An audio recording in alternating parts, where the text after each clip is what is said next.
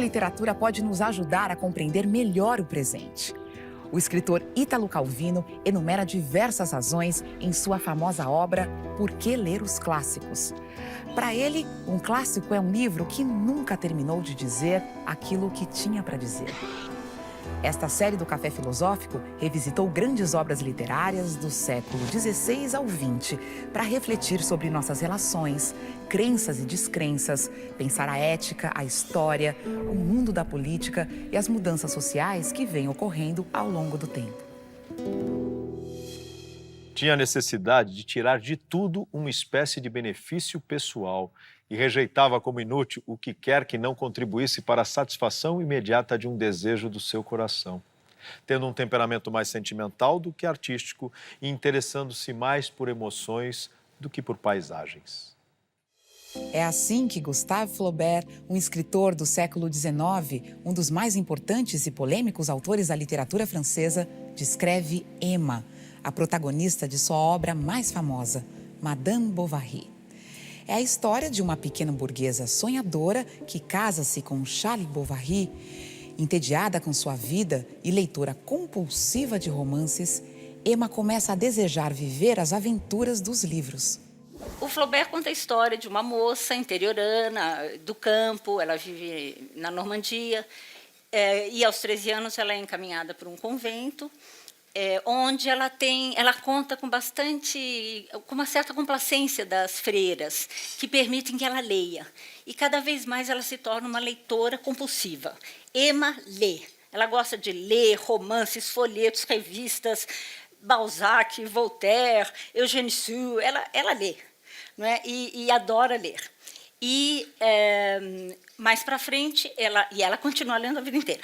Mais para frente, ela se casa com um médico também da província, né, da região, o Charles Bovary, que é um viúvo, né, de um casamento assim meio sem graça, também frustrado.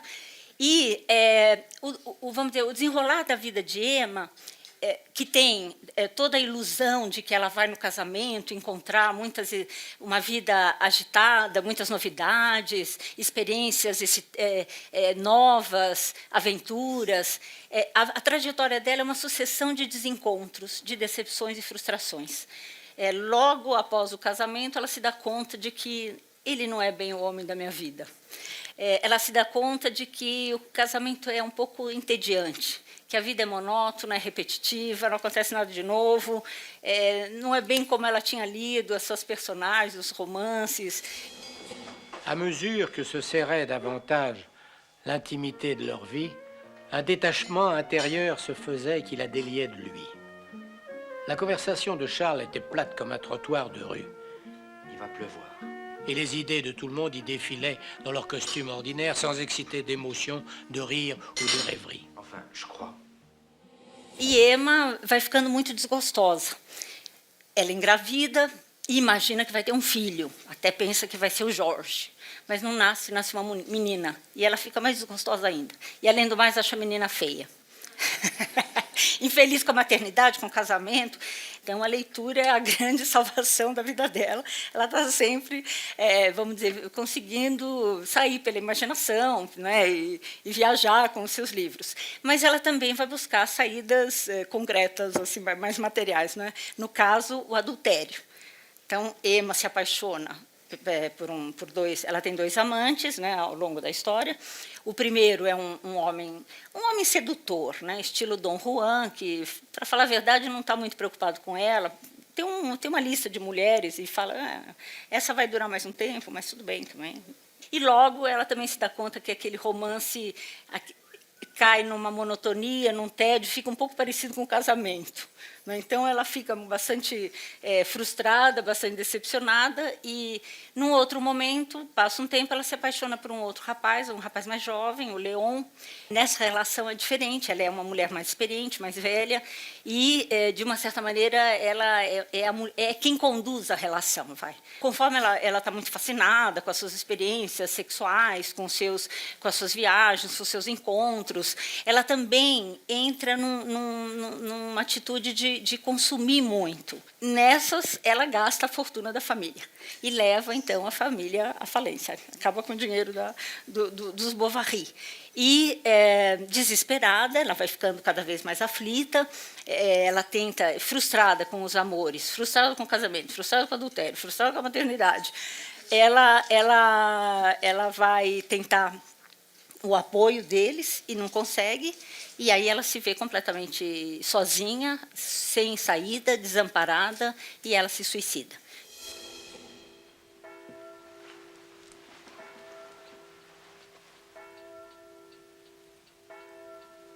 C'est bien peu de choses, maman. Je vais m'endormir.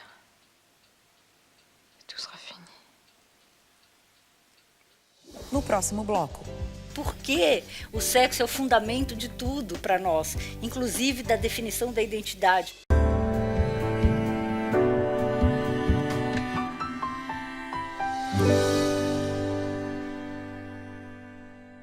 As public prosecutor, I demand that further publication of this novel be forbidden, and that its author, Gustave Flaubert, be found guilty of committing the misdemeanor of an outrage against public morals and established custom.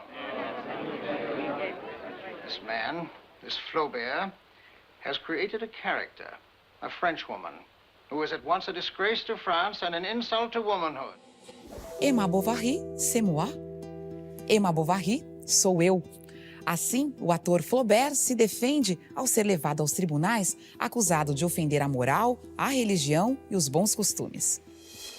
Truth lives forever. Men do not.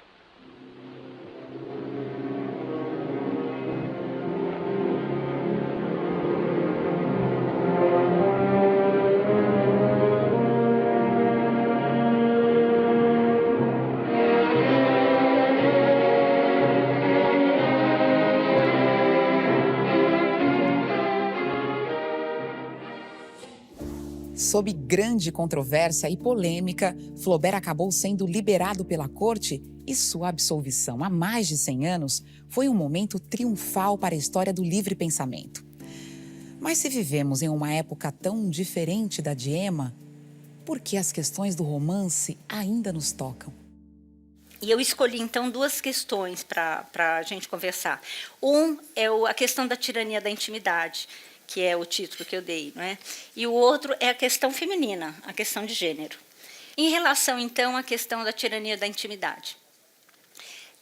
Eu tirei essa expressão de um livro de um sociólogo que eu admiro muito, um sociólogo americano, chamado Richard Sennett.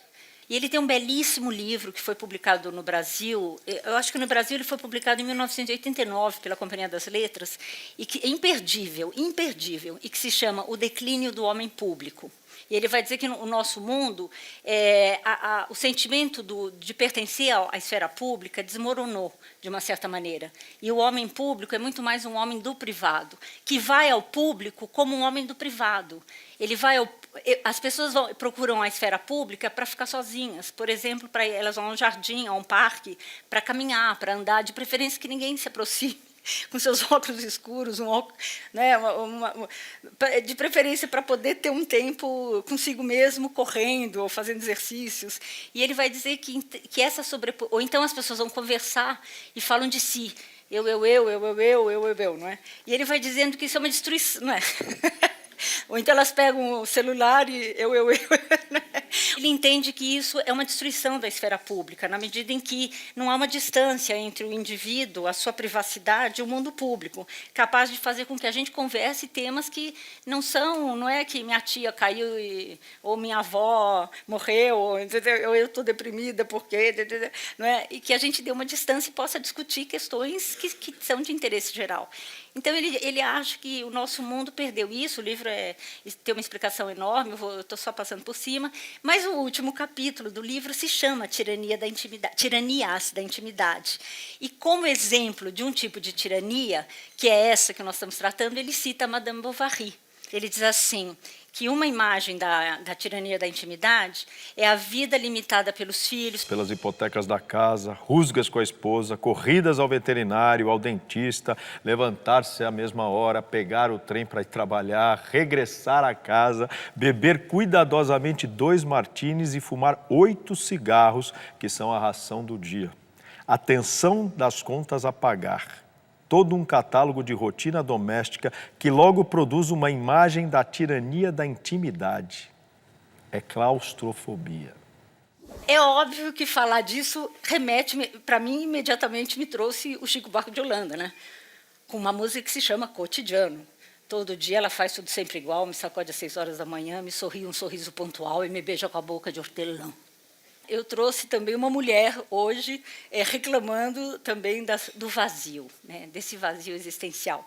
Eu trouxe rapidamente a poeta feminista Alice Ruiz, que tem uma bela poesia que é musicada pelo Arnaldo Antunes e cantada pela Cássia Eller, que se chama Socorro. Socorro. Não estou sentindo nada, nem medo, nem calor, nem fogo. Não vai dar mais para chorar, nem para rir. Socorro. Alguma alma, mesmo que penada, me empreste suas penas. Já não sinto amor, nem dor, já não sinto nada. Socorro. Alguém me dê um coração que esse já não bate nem apanha. Por favor. Uma emoção pequena, qualquer coisa que se sinta. Tem tantos sentimentos. Deve ter algum que sirva. Que eu acho que, de uma certa maneira, traduz esse sentimento de depressão, né? Que nós conhecemos tão bem na nossa época, não é? Que os psiquiatras consideram o mal-estar contemporâneo, não é? E que, naquela época, vamos dizer, se chama de melancolia e de histeria também, não é? Para as mulheres. Assim, pois, voltou contra ele todo o ódio que lhe resultava dos seus grandes tédios. E todos os esforços que fazia para minorá-lo não conseguiam senão aumentá-lo. A mediocridade doméstica impelia a fantasias luxuosas, à ternura matrimonial, a desejos adúlteros. Mas em mim, disse Emma, o tédio, depressão, ataque de nervos foi depois do casamento que apareceu. Nós estamos vivendo um momento em que um tipo de sociedade está se constituindo, né? A burguesia é vitoriosa, não é? Desde a Revolução Francesa, com o seu estilo de vida. E um estilo de vida que é totalmente contrário, quer dizer, é totalmente contrário, mas ela também se apropria, não é? Do estilo de vida da aristocracia, não é? A burguesia vai dizer que os aristocratas são perdulários, ociosos, fúteis, eles não se preocupam com nada, são coloridos demais. Olha a roupa desses homens, né? Usam salto alto, peruca, se pintam. O que é isso, né? E a burguesia vai ter uma crítica muito severa à vida dos nobres e à maneira de ser e aos ideais de feminilidade, de masculinidade e de família. Né? Então, eles vão... Quer dizer, esse é o momento, então, em que está se tornando vitorioso todo um ideal, um estilo de vida que é, vamos dizer, contido, comedido, restritivo, vamos dizer, bastante rígido, não é? Ascético. Né? E os papéis, as identidades são muito bem definidas, né? Homem deve ser isto, mulher deve ser aquilo,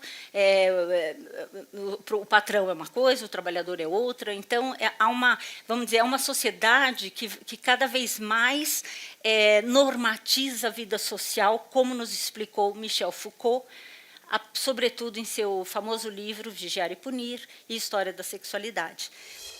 As luzes que descobriram as liberdades inventaram também as disciplinas. Foucault vai dizer isso, né, que a sociedade da liberdade, né, que nasce com a Revolução Francesa, que defende a democracia, que defende a república, que defende todos somos iguais perante a lei, é aquela também que hierarquiza, né? Que hierarquiza, esquadrinha, molda os gestos, molda os comportamentos, produz o espaço e segrega as classes sociais, segrega os amores lícitos e os ilícitos. Né? A prostituição pode existir, mas naquele bairro ali. A homossexualidade pode existir, mas ali. Né? Então, é um mundo em que ele vai definir como sendo da sociedade disciplinar. Ora, esse mundo constrói identidades fixas, não é? Quer dizer, as pessoas, e toda uma teoria, é um momento também que a medicina vai se fortalecer, cada vez mais a medicina moderna, não é? Claro que existe medicina em outras épocas, mas a medicina moderna vai se configurar como um saber que define a verdade, né? A verdade é científica e vai dizer, então, que as pessoas nascem assim. Né? Quem nasceu com certas tendências será assim para o resto da vida, porque isso faz parte da natureza humana. Então, essa ideia de natureza humana, que não existe em outros séculos, nasce no século XIX, assim como a noção de identidade. Sobretudo também porque é um momento em que nascem as grandes cidades. Não é? Nasce Londres, Paris, que não existia antes. As cidades eram pequenas, não é? Era um outro tipo de organização urbana. E, nas grandes cidades, o problema das multidões leva também a enfrentar a questão de quem é quem. Quem é a pessoa que está se aproximando? Ela vai me assaltar ou vai me abraçar? Como é que eu identifico se todo mundo pode usar calça jeans? Não é? Se nós vivemos um mundo da democracia, em que todo mundo pode comprar a mesma roupa, já que a indústria também está crescendo e produzindo, como é que eu vou saber quem é quem? Não é? Então, é uma época em que diz o Sennett isso, né, que uma resposta a esse medo do caos, da confusão, das multidões, é a rigidez da construção das identidades. E, portanto, todas essas noções que vão prevalecer até recentemente. Não é?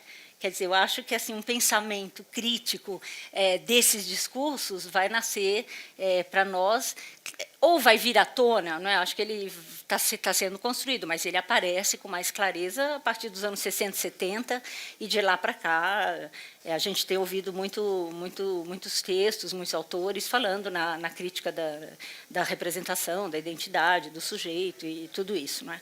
Mas, então, esse é o momento em que esses discursos estão crescendo, que estão se fortalecendo, não é? Emma Bovary, então, está vivendo isso. Né? Quer dizer, de uma certa maneira, ela está vivendo uma realidade que tenderá a se reforçar, digamos, a se intensificar. Como eu digo, de melancolia nós chegamos à depressão, né? Como grandes problemas existenciais que nos afligem. E, vamos dizer, a nossa época não deixou de ter os mesmos problemas, porém, com muitas mudanças, com muitas rupturas. Eu vou falar um pouco sobre isso. Mas antes eu queria dizer que, então, esse é o meu primeiro tema, não é? Essa ideia da tirania da intimidade, do sentimento de claustrofobia e a busca de saídas. E, no caso, a Emma Bovary vai tentar essas saídas, como eu disse, pelo adultério, mas logo o adultério também não vai se mostrar uma saída efetiva, e pela leitura que lhe proporciona espaços de imaginação, espaços de evasão, espaços de devaneio. No próximo bloco. Por que a sexualidade é associada com a animalidade e a animalidade é associada com algo muito negativo?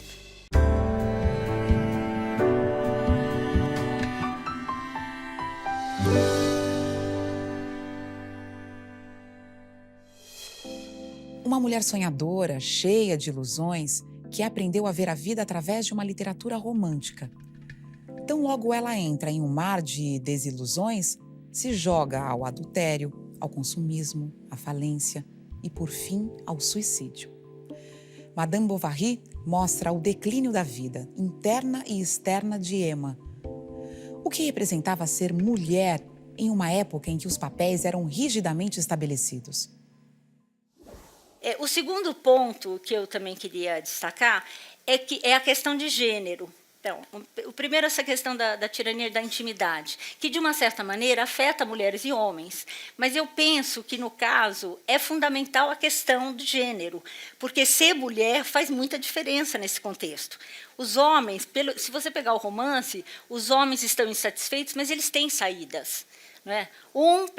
pela quantidade de romances que ele tem, de mulheres, e numa boa. Não é? Quer dizer, um homem não vai preso pelo adultério, uma mulher é morta pelo adultério. Né?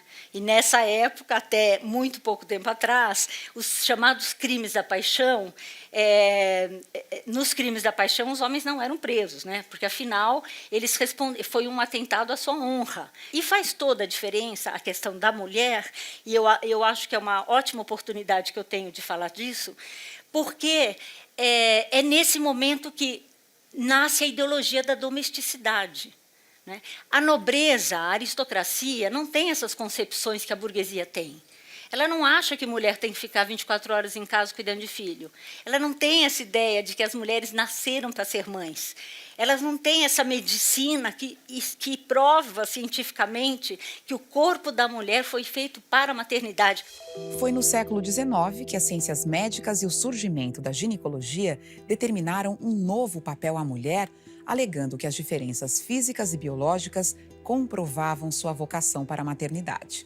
Mais do que isso, impuseram uma nova ordem moral e social com o confinamento da mulher ao lar, à família e ao pudor.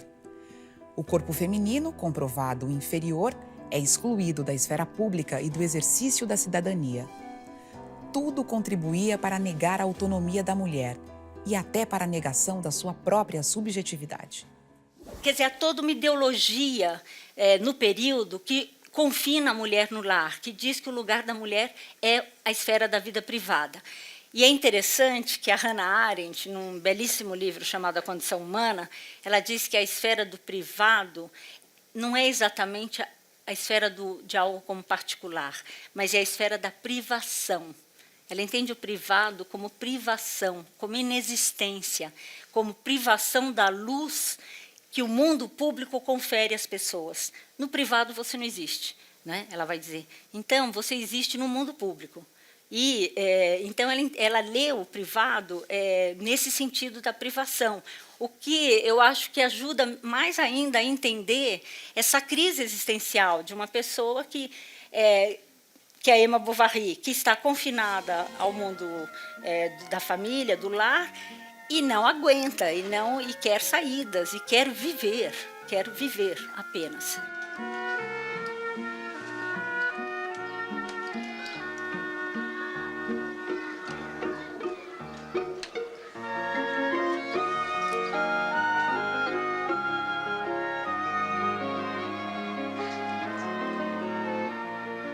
Pourquoi, mon Dieu, me suis-je mariée? Vale lembrar também que faz parte dessa ideologia da domesticidade a valorização do privado, porque assim, nascem as duas esferas, do público e do privado, de uma outra maneira, não é? A partir da Revolução Francesa. E essa esfera do privado, cada vez mais, vai ser santificada, sacralizada, associada ao mundo da natureza, a um mundo sem conflitos, harmonioso, onde as relações são de amor, de carinho, de afeto, de amizade, em oposição ao mundo da guerra do público. Então, no público, você tem que se armar e se defender, porque você não sabe quem que vai... Né, a competição é violenta, você não sabe... No privado, não, você pode ficar... Relaxe, porque as relações são afetivas, afetuosas. E a mulher, nesse privado, é a rainha do lar. Quer dizer que, nesse momento, está nascendo também a figura da rainha do lar, o reizinho da família, e esse modelo de família que a burguesia vai defender, que é a família nuclear. A família centrada sobre si mesma, mãe, pai, filhos, né, empregados para fora, cada vez mais, em oposição ao tipo de família que existia antes, a família extensiva, que comportava amigos, parentes, crianças adotadas, enfim, tinha outro tipo de configuração. É um mundo em que você tem essa ideologia da domesticidade se impondo, se tornando vitoriosa. Claro, o capitalismo vence, não é? Com todos os seus valores, as suas concepções, o seu ideal de vida, o seu ideal de feminilidade, o seu ideal de masculinidade, a valorização da família nuclear, a sua concepção de público. Mas o que eu acho interessante saber é que a época também tem os contestadores, também tem os transgressores, também tem um pensamento crítico. Acontece que a gente tem uma formação histórica que tende a contar uma história, não é? E que não traz essa multiplicidade de vozes que estão em disputa num determinado momento. Sempre é assim, não é? Há grupos sociais, há setores étnicos, há, enfim, grupos sexuais em disputa constante ao longo da história, não é? Mas a gente sempre fica com a versão do vencedor, que conta a sua história apagando todos os conflitos e querendo dizer que aquilo é natural. E, vamos dizer, e faz parte da ideologia burguesa essa naturalização do seu estilo de vida, a tal ponto que, para nós, até tomar conhecimento de tudo isso, de todas essas histórias e críticas, era normal uma mulher ser mãe 24 horas. Não é? Ninguém imaginava que isso era um tipo de maternidade do século XIX.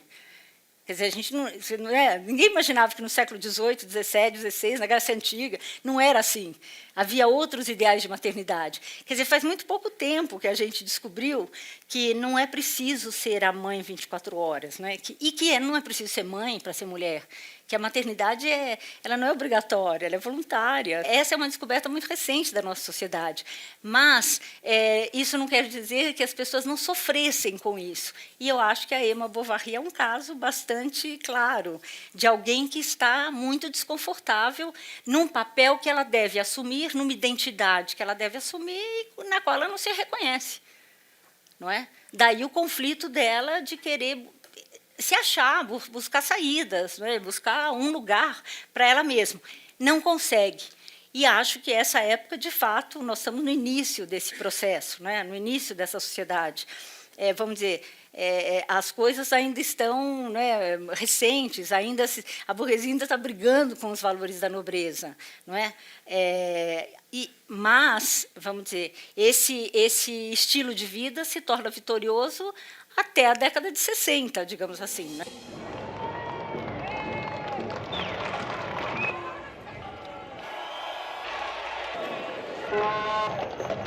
Com a explosão feminista da década de 70, o feminismo invadiu todas as áreas. E os estudos históricos, por exemplo, se ampliaram enormemente, trazendo história do casamento, da maternidade, da ginecologia, do discurso médico sobre o corpo das mulheres, uma multiplicidade de pensamentos críticos, não é?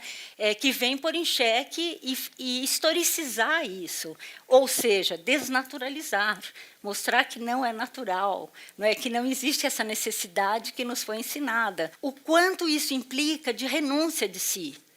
Não é? Porque, para eu ser o ideal que a sociedade quer de mim, eu tenho que abrir mão do que eu quero. E você tem que se condenar, porque você quer uma coisa que não pode, que não é certo querer. Existe o que é certo querer e o que não é certo querer. Agora, quem define o que é certo querer e o que não é certo querer? A igreja, a ciência, os homens no poder. Agora, é interessante também porque essa medicina que dessexualizou as mulheres, além do mais, as mulheres não tinham desejo sexual, né? Tem mais essa. Não tinha direito à cultura, à educação, à política, à cidade e ao sexo. Né? Ao sexo estavam aquelas mulheres, né, que há pouco tempo atrás, assim, acho que 30 anos, vai. Tem gente que me fala, não, mas ainda hoje é assim, não. Elas eram chamadas de mulheres públicas, né? Hoje você se espanta com isso, porque você diz assim, bom, quando eu falo em mulher pública, vocês vão pensar na presidenta, vão pensar numa senadora, vão pensar numa mulher pública, como vocês pensam num homem público. Hoje nós podemos ler essas histórias com outros olhos. Então, a área de estudos feministas, a área de estudos das mulheres, a área de estudos de gênero, cresceu imensamente. E, portanto, nos dotou de passado, o que é fundamental para a construção da identidade, para a questão e para a própria questão da cidadania. No próximo bloco. O romance traz toda essa crítica ao capitalismo, né? Toda essa crítica a essa sociedade burguesa que está se iniciando nesse momento, e a cultura de massas.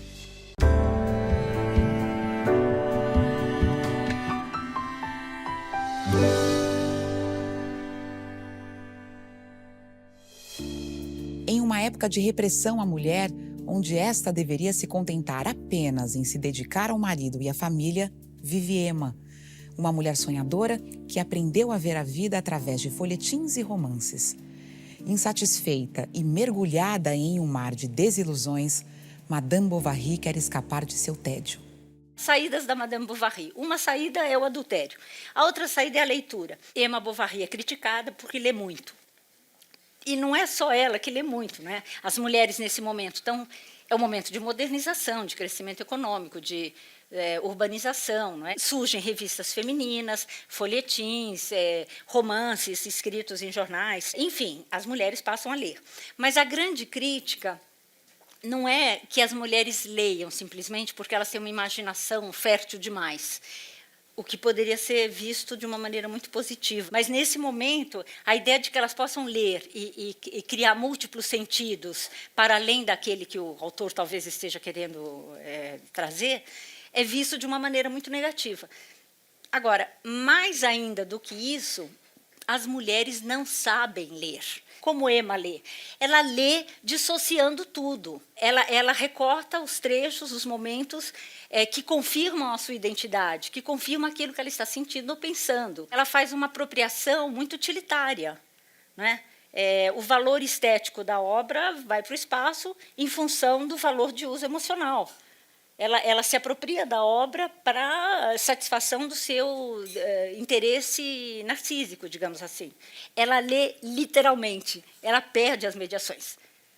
Ora, eu acho que, eu não sei elaborar muito, discutir muito, mas eu acho que isso é um problema que nos afeta hoje, né? Principalmente com o crescimento da internet e a rapidez que nós precisamos para consumir as informações e as imagens. Então, eu acho que nós estamos vivendo um sério problema, que é o que vai acontecer com as gerações que estão sendo formadas dessa maneira, né? De uma maneira em que você perde o tempo, o espaço da temporalidade. Né? Você tem que... O mundo se acelerou demais, né? O nosso mundo é muito acelerado, nós somos muito acelerados. Né? E tudo acontece de uma maneira muito rápida, muito imediata e de uma maneira muito descartável. Não é? É um consumo e joga fora, consome e joga fora, consome e joga. Não é? E você tem uma dúvida, você vai na Google e se informa lá e pum. E você não tem o tempo de reflexão, o tempo de amadurecimento dessa questão. Pior que isso, nós não temos o tempo de elaboração da vivência em experiência. Essa é uma questão que o Walter Benjamin colocou muito bem, do problema que nós estamos vivendo de uma sociedade que não dá tempo para a elaboração da experiência, para esse processo que você precisa para significar, compreender emocionalmente. Bem, então, inevitavelmente, essa exigência e essa falta de trabalho sobre a subjetividade só pode produzir depressão, porque o indivíduo se desconecta de si mesmo. Numa experiência dessa, o indivíduo se desconecta de si mesmo. Que a depressão seja o grande problema do nosso século não é de se estranhar. Algo que está começando lá. Né? Eles estão, no caso, Flaubert está colocando na figura da mulher, mas, de uma certa maneira, a cultura de massas está aí.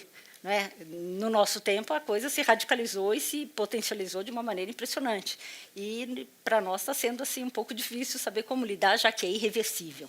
Você acha que as tiranias dessa intimidade, elas existem porque nós não podemos dialogar livremente com os nossos desejos? Sim, com certeza. Né? Eu acho que um problema da intimidade é exatamente a negação do desejo, a negação, a renúncia de si. Se você comparar as mulheres hoje, não é nenhuma mulher mais é obrigada a ser mãe, é obrigada a se casar, ou é obrigada a ficar confinada no lar. Eu acho que, vamos dizer, os caminhos se abriram. Então, eu acho que, assim, tanto há grupos, setores, indivíduos, pessoas, né, que vão atrás das suas questões, né? Eu acho que o feminismo, por exemplo, é isso. Não em todos os países do mundo, mas em grande parte dos países as mulheres se emanciparam. O que não quer dizer que a violência tenha diminuído. Ao mesmo tempo, eu acho também que nós vivemos um tipo de sociedade que nos confina, de uma certa maneira. Nos confina, mas de outro modo. Eu acho que não é mais no lar. Elas nos confinam em identidades, nos confinam em papéis. E eu penso que há também um componente muito forte, eu acho muito delicado essa questão, e eu falo devagar também sobre ela, que é o peso do cristianismo na nossa formação. Né? Nós fomos educados, de uma certa maneira, a entender que há um diabo por aqui, não é? e que um diabo te habita. Essa questão é terrível, porque assim, se você pensar o mundo greco-romano, ele é pagão. Não existe a ideia de que um diabo habita em você, que você deve suspeitar de você e de que você não sabe de você. Quem sabe de você é o médico, é o padre, é o pai, é o superior, é o psiquiatra, mas você tem que ficar se vigiando, porque sabe lá quem é você. Quem no fundo você é mesmo. Não é esse discurso? Quem no fundo você é mesmo. Os gregos não colocam essa questão, não tem essa de quem no fundo você é mesmo porque não tem fundo, não tem noção de interioridade. A noção de interioridade nasce no século XIX. Nós vivemos uma sociedade que diz você deve cuidar de si, só que não tem nada a ver com o que os gregos entendiam como cuidado de si. Quer dizer, quando o cuidado de si que você ouve pela mídia, pela propaganda, vá à academia, vai ter aquele corpo, né? Vai ficar sarado, vai ficar não sei o quê, não é? Que é muito distante de uma experiência de cuidado de si em que você busca ser o que você é, em que você busca se trabalhar para se construir como uma figura ética. Então, para os gregos, o cuidado de si significa você não nasceu nada, você pode ser, desde que você se elabore, desde que você trabalhe sobre si. Os gregos têm como ideal de cidadania formar o jovem temperante, capaz de se administrar, capaz de se autogerir, a partir das artes de viver das quais ele dispõe. Ora, o nosso mundo, desde o século XIX, desde o período do Flaubert, não é, apostou no contrário, apostou no poder, apostou na norma, apostou na normatização. Então, o que era formar o cidadão até 3 décadas atrás? Era disciplinar o jovem, era ensinar o jovem a ser calado, quieto, obediente, cumpridor dos seus deveres, de acordo com as normas colocadas aqui. O Deleuze vai dizer que o nosso mundo é a sociedade não mais disciplinar, que o Foucault tinha falado, mas a sociedade de controle. Nessa sociedade de controle, o indivíduo tem que ser autônomo. Você é o empresário de si mesmo, você tem que se administrar como uma empresa, como diz a teoria do capital humano. Trabalhar no banco, depois você vira professora, aí você vai ser roqueiro, aí você vai cantar hip hop, não é? Você tem que circular, não é? Ser flexível, a ideia da flexibilidade. E, ao mesmo tempo, quer dizer, com esse discurso de autonomia, é um aprisionamento muito grande, não é? É um aprisionamento muito grande, porque você não pode cair em depressão. Não é? O outro lado do empresário de si mesmo, que é o cara do empreendedorismo social, o inovador, que está cada vez criando, que tem muitas ideias, que, não é?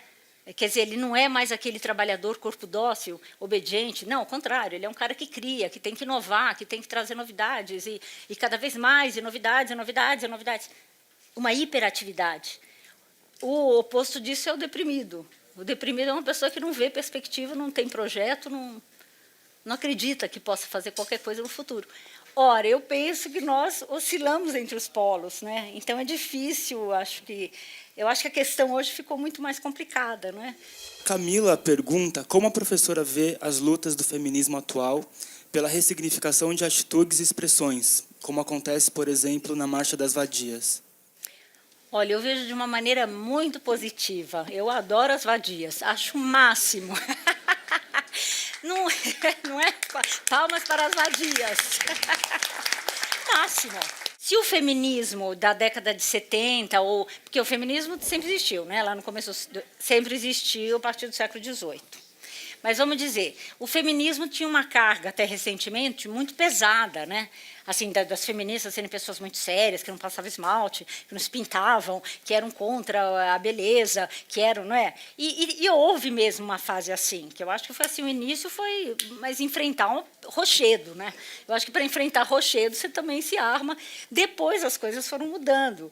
E o feminismo percebeu que estava jogando fora a cultura feminina. Como assim? Nós não vamos virar homens? Não é isso, nós não estamos lutando para ser homens. Ao contrário, nós estamos lutando para afirmarmos a cultura feminina, para ser mulher. Mas não essa mulher que os homens disseram que nós somos, que os médicos do século XIX disseram. Nós queremos ser as mulheres que nós queremos ser, que nós queremos dizer. Então, com as nossas interpretações. Isso é realmente fantástico, não é? Então, eu penso que assim, esse feminismo mais recente, vamos dizer, de 2000 para cá, elas nascem em outro contexto. contexto, não é? Elas nascem num contexto em que a jovem não tem que ser virgem até o casamento, né? Não é mais nada disso, ela não é educada como para ser a mãe. Embora eu acho que tenha muitas, vamos dizer, tem Barbie para tudo que é lado, não é? Mas, de uma certa maneira, essas jovens vêm vamos dizer, de uma maneira muito mais lúdica. Não é? Então, eu acho que esse movimento feminista, de repente, entra com uma dimensão lúdica, com uma dimensão assim, muito criativa, engraçada, e brigando com questões que tocam na moral. Não é? Porque se chamar de vadia não é pouca coisa. Não é? Quer dizer, vadia tem toda uma carga de associação com prostituição também, não é? Quer dizer, o mundo antigamente era dividido em duas coisas, não tinha meio, né? Ou a mulher é normal ou ela é prostituta, não é? Então, não é? Quer dizer, e vadia está no meio, aqui tem dentro para o lado de cá. Não é? Agora, eu acho que é importante, então eu sou muito favorável, dou uma força, acho lindo o que elas fazem, porque elas cutucam a ferida da moral, né, desses preconceitos assim horrorosos que serviram para estigmatizar e para causar sofrimento e para justificar exclusões. Quer dizer, hoje, quando eu penso assim, mas, meu Deus do céu, o Marx mostrou como a dominação de classe foi violenta, não é? A dominação do capital sobre o trabalho, dos patrões sobre os operários. Mas pensa nessa dominação que não tem patrão e que divide a humanidade, só a humanidade, em homossexuais e heterossexuais. E os que estão do lado de cá não são normais e, portanto, não podem ser cidadãos. Ponto. Rico, pobre, branco, negro, indígena, não indígena, só. É demais, não é? Fala sério, é demais. Quer dizer, como é que nós vivemos isso por décadas e décadas, não é? E realmente a coisa só veio à tona porque o movimento gay entrou de sola e começou a gritar, não é? Eu penso que, do mesmo modo, o movimento das prostitutas, não é? Independentemente de considerar se prostituição é isso ou aquilo, eu acho que não é essa a questão. A questão existe, está aí, e as prostitutas não podem ser queimadas vivas, né? Um jovem jogar gasolina e pôr fogo, porque elas são prostitutas. Como assim? Não é? Antes de tudo, elas são pessoas, são seres humanos com direito à vida, tanto quanto eu e você. Quando nasci, um anjo esbelto, desses que tocam trombeta, anunciou: vai carregar a bandeira. Cargo muito pesado para a mulher, esta espécie ainda envergonhada. Aceito os subterfúgios que me cabem sem precisar mentir. Não sou tão feia que não possa casar, acho o Rio de Janeiro uma beleza, e ora sim, ora não, creio em parto sem dor. Mas o que sinto, escrevo. Cumpro a sina. Inauguro linhagens, fundo reinos. Dor não é amargura. A minha tristeza não tem pedigree. Já a minha vontade de alegria, sua raiz vai ao meu 1000 avô. Vai ser coxo na vida é maldição para homem. Mulher é desdobrável. Eu sou. O nosso Café Filosófico fica por aqui. Você acompanha muito mais no site da CPFL Cultura. Porque o sexo é o fundamento de tudo para nós, inclusive da definição da identidade.